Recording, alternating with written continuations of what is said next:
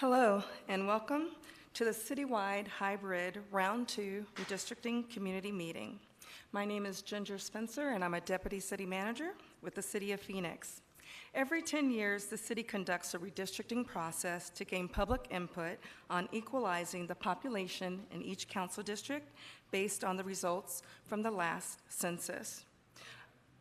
Thank you all for attending today, whether if it's in person or virtually, and your input is very important to us. With me here today is our city clerk, Denise Archibald, who's overseeing our redistricting process. And then also next to Denise, we have our former city attorney and former city clerk, Chris Meyer, who has been involved with all of the city's last 3 redistricting processes. I'd also like to introduce our redistricting consultants, who are Priti and Sam Mather. And we will begin our process with and we will begin with an overview of the process with our city clerk, Denise Archibald. Denise. Thank you, Ginger. Good morning. As Ginger mentioned, this is round 2 of redistricting community meetings. We are using the same process that we have used in the last 3 redistricting processes in 1990, 2000, and 2010. And as Ginger mentioned, we do have a consultant. That's to ensure a professional and impartial process.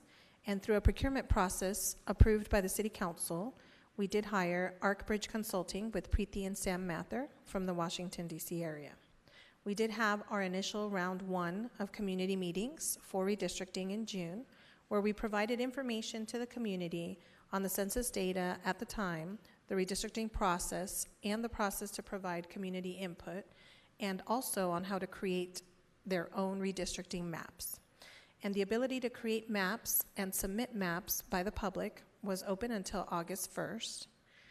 The consultants then reviewed each submittal that was submitted, and now they are bringing forth 2 alternative maps, Alternative Map A and Alternative Map B. And so what we're looking for at this time is the resident and public comment on these maps. Not necessarily picking one map over the other, but instead what you like about each map and what you don't and why, and any concerns that you may have with the maps.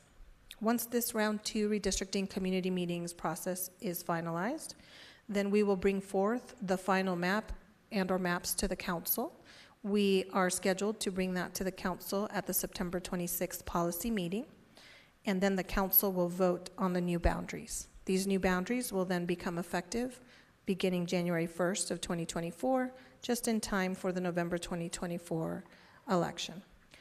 We do have the ability for persons to submit comments online still, and all of the information related to redistricting is at phoenixredistricting.com. Therefore, if you would like to either make comments or look at the maps, Alternative A, Alternative B, or look at any information related to redistricting, please go online to phoenixredistricting.com. And with that, I will send it over to Preeti Mather. Good morning. My name is Preeti Mather, and I'm with Arcbridge Consulting. And as you know, this is round 2, and I am going to go through some slides from round 1, and then we will talk about the alternatives, Alternative A and B. So these are your current council districts, and on this slide we are showing you 2010 census redistricting data, and also the 2020 census redistricting data. As you can see, the maximum deviation, which is one of our requirements, is now up to 14.45%, and that means that we have to redistrict. The current population of Phoenix has grown from 1.4 million to 1.6 million. On this graph, I'm showing you that based on the current population 2020 census, the ideal population for each district is now 201,000. And the districts which are under this dotted line need to gain population, and the districts which are over this line need to reduce some population. So having said that, let's go over the redistricting requirements and guidelines. These were presented to you in round one, and we are showing you that these are the guidelines which were used in creating the alternative maps which are going to be presented. So I'll just go over the equal population, which is the most important, and that each district should have equal population as much as possible.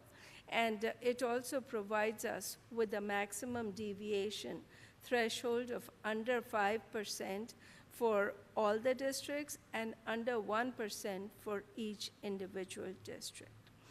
Other requirements are that we should comply with the Voting Rights Act, contiguity, compactness, core of current districts, and communities of interest and political subdivisions. For Phoenix, we are using the county precincts as our building block. Now let's talk about the public submission process. This process started soon after round one, and we received 36 map submissions, and the period where the community could provide their maps was June 29th to August 1st. 16 community members, they authored multiple submissions, and then these submissions, we numbered them 1 through 36 in the order that they were received. Now, all submissions were evaluated for compliance with the redistricting criteria. And we came up with the two alternatives, which were based on analysis of compactness, precinct splits, maximum deviation, majority-minority districts, and incumbency. Two plans that were selected are described here. Alternative A is based on feedback that we received from round one meetings, and also from the comments that we had received from the community. Alternative B was selected from one of the 36 submissions by the community. We did make some minor tweaks to these so that they would comply with the redistricting criteria. In the table below, we are showing you the current districts, some basic statistics about them, that the current districts have 14.45 maximum deviation, and then we compare it with alternative A, which is 1.38%, and alternative B, which is 1.90%. We also provide the precinct splits, the compactness score, and the number of precincts that are moved. So with that, let's take a look at alternative A. In alternative A, you can see the changes. There are changes to each district. Some changes are minor, and some districts have more changes. Overall, you can see a list of all the precincts which have been moved. So here on one side of the table, we have the precinct name, and on the right-hand side, we have the change. So moving on now to alternative B, or before that, I want to talk about the majority population by district, as that is one of our redistricting criteria. So in the current districts, you have 4 majority Hispanic districts and 4 majority non-Hispanic white districts. We have maintained the same 4 in alternative A, and on this table you can see the percentages as well as the numbers for total population and voting age population. So in alternative B, there are 33 precincts which have been moved, and we have a listing of all those, and we also have a map. And these maps are also online, and once again, we have the majority population for alternative B. And we maintain the 4 majority Hispanic districts and 4 majority non-Hispanic white districts. And now I'm going to go through a comparative analysis of alternative A and B. So in alternative A, for District 1, we have only one change, and you can see that the only precinct being affected is Harmont precinct. In alternative B, we have 8 changes, and you can see them in more detail on this slide. And we have the precinct names are labeled, and so are the major streets. Moving on to District 2, we have alternative A and alternative B side by side, and you can see there are changes in this area as well as in the southern part of the district. In alternative A, there are 4 changes, and in alternative B, there are 8 changes. And we have listed the precincts, and we are showing them on the map as well. Now we move on to District 3. In District 3, alternative A, we have 7 changes, and you can see the changes are over here with the Bluefield Grovers precinct, and then you come down here, you'll see the Glen precinct and the Hillary precinct over here. Now, in alternative B, there are 9 changes, and some of the changes are similar to what alternative A offers, but you can see here that here in alternative B, for District 3, it's going up north, and there are changes in the southern part of the district as well. Moving on to District 4, and you can see here that alternative A has 7 changes, and alternative B has 13 changes. And you can see here that we have the Marlette precincts, Marlette, Solano up north, which is different, and you can also see the Creighton precinct, and you can see the changes in alternative B. And you can see in the southern part of the district, in the western, eastern, so you can see the changes on these slides. Moving on to District 5, we have alternative A, and alternative A has 9 changes, and alternative B has 11 changes. And you can see them on the map as well as they are listed on the right-hand side. So moving on now to District 6. District 6, alternative A offers 4 changes, and alternative B offers 8 changes. And the changes in both alternatives are in the northern part of District 6, so we will show them to you in more detail here. And you can see that there are changes on this part of the district, the western part you can see in alternative A and B, and you can also see around in the southern part of the district. Now moving on to District 7, alternative A and B, they both offer 9 changes, and you can see the listing over here. You can see some of the precincts are going to D7, like we have the Cora Pena and Desert Sky.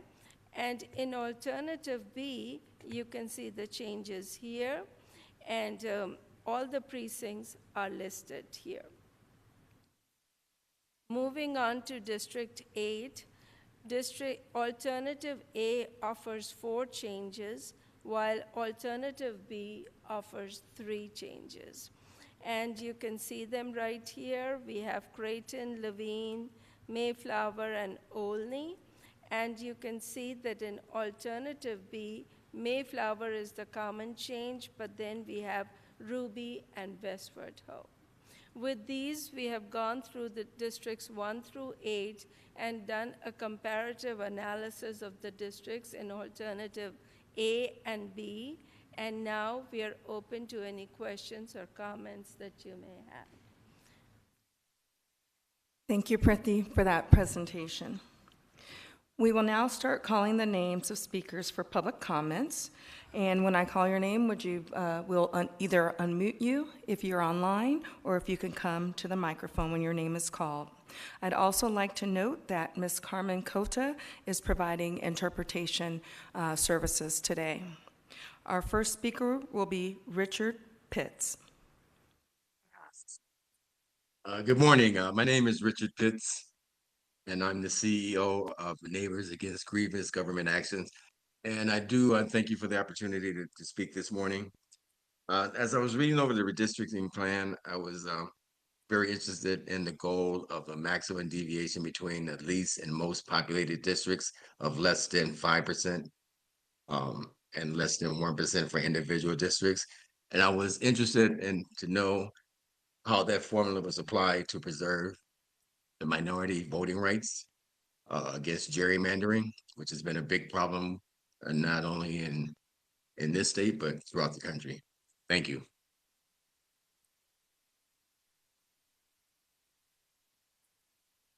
Thank you, Richard. We'll ask our consultant to respond to your question. It's a very good question, and gerrymandering, anytime you talk about redistricting, you definitely talk about gerrymandering.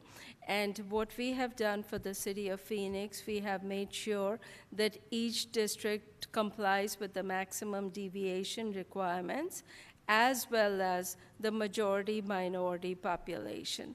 So if I go back to the presentation, you can see that we have made sure that in alternative A, as well as in alternative B, we continue to maintain 4 majority Hispanic districts and 4 majority non-Hispanic districts, not only at the total population, but as well as in the voting age population.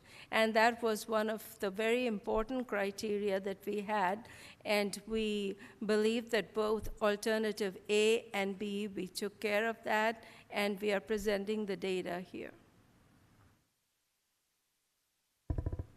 Thank you, Priti. Our next speaker will be Andre Williams.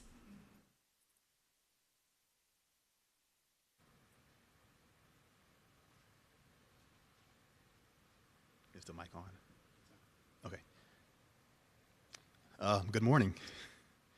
Good morning, Mayor, council members, members of the City Manager's Office, the entire redistricting team, and fellow residents of Phoenix.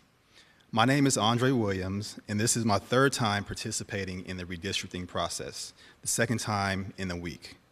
I have been a political opponent of Councilwoman Guardado since I ran against her in 2020. It was an honor to have received the vote of thousands of our wonderful Phoenix residents in District 5. Unfortunately, thousands of our District 5 residents may be knowingly deprived of the opportunity to vote for me again or for the first time in 2024 because the Redistricting Committee has put forth maps to be adopted by the council with the foreknowledge that a political opponent of a current council member who was up for re-election in 2024 will be drawn out of the district. Prior to beginning the first round of community feedback process, it is not likely the Redistricting Committee was aware that their initial proposed map would result in drawing out a political opponent of a current council member. However, soon into the first round, on June 27, 2023, I made the committee aware that I am a political opponent of Councilwoman Guardado and that I am actively campaigning to run against her in 2024. I made it clear that drawing me out of the district would strip away a voice from thousands of Phoenix residents unnecessarily. Removing a political opponent of a current council member through the redistricting process knowingly may have federal legal implications, as well as some of the following characteristics that are undesirable in our system of government. It would knowingly give Councilwoman an advantage of not having to face an opponent in 2024 whose name is familiar with voters. It would knowingly increase the likelihood that Councilwoman would go unchallenged in 2024. It would knowingly deprive voters of a choice that a significant portion of the voter bloc in District 5 chose in 2020. It would knowingly undermine even further public trust in our government. So on June 27th, 2023, and thereafter, any proposed map put forward by the committee that has drawn me out of District 5 would have been done so willingly with the knowledge that it would remove a political opponent of Councilwoman Guardado. One can argue amounts to tampering with the election process in favor of the incumbent. Mayor and council members, the redistricting committee will either send you alternative A, which had drawn me out of the district, alternative B, which has kept me in the district, or both, or other equivalent maps. You should outright reject any option that would eliminate me from District 5. I am not saying that there is corruption in the process, but that if there were corruption in the process that would have sought to give an advantage to a current council member, the council would not be privy to it.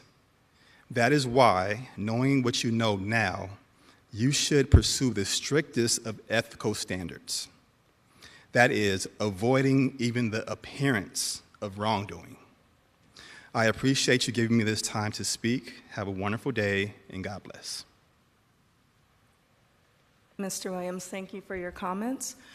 Just to clarify a few things, when we started this process for redistricting 2023, our original maps that we had presented, which was called Plan A, that was drawn by our consultants, and it was strictly looking at data, and that was done before they had met with any city staff or council members at that time.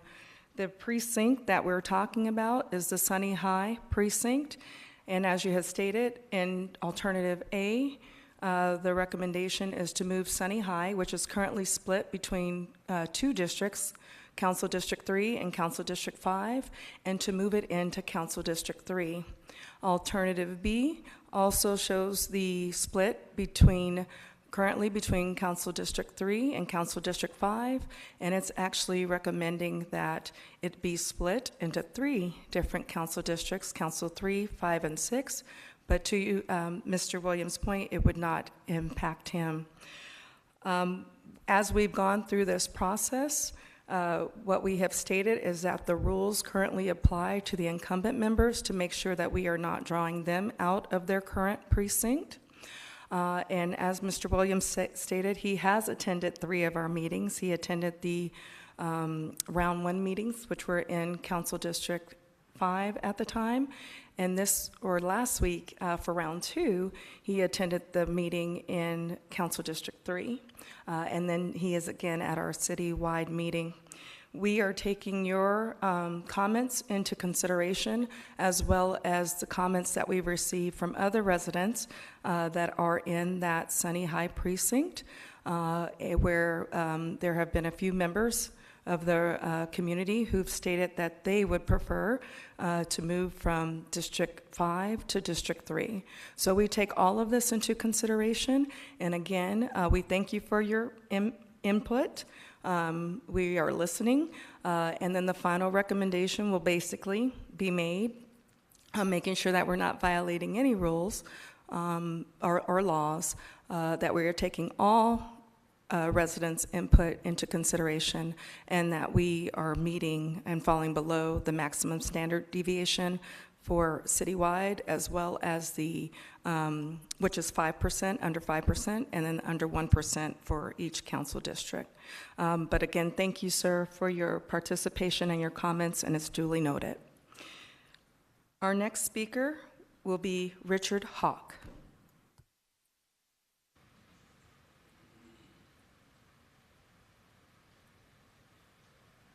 Hey, my last name is Hauk, by the way, just correction. I use they, them pronouns. I currently live in District 7, and my vote would be for Plan A, so I can remain in District 7. I think Yasemin Ansari is doing a great job. Thank you for your service. That's all I have. Thank you. Sorry for mispronouncing your last name, and thank you for your comments. Our next speaker will be Mike Brannon.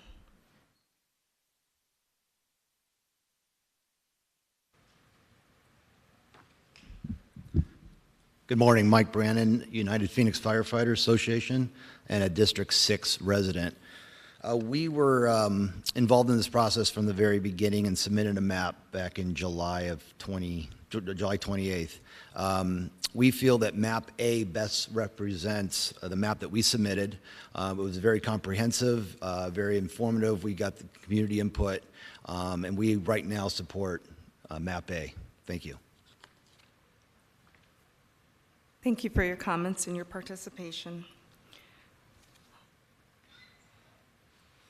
That concludes all of the speakers that we had today. Thank you again to everyone for attending this round 2 citywide hybrid redistricting community meeting. I would like to state that if you have comments that you would like to present to us, we are still taking them online as well as you can call in, but if you'd like to submit them online, you can go to Phoenixredistricting.com, and we'll be happy to take your comments there. I want to thank all of the staff and all of the individuals who are involved with today's meeting and helping make this possible. And then also, lastly, I would like to note that if this will go forward to the full City Council on Tuesday, September 26th, this will be our City Council policy session. And the meeting will be held at 2:30 p.m. and you will be able to attend either in person or online. And again, thank you to everyone who has participated in this process, and also thank you to our mayor and council for hosting these meetings. With that, we are concluded. Thank you.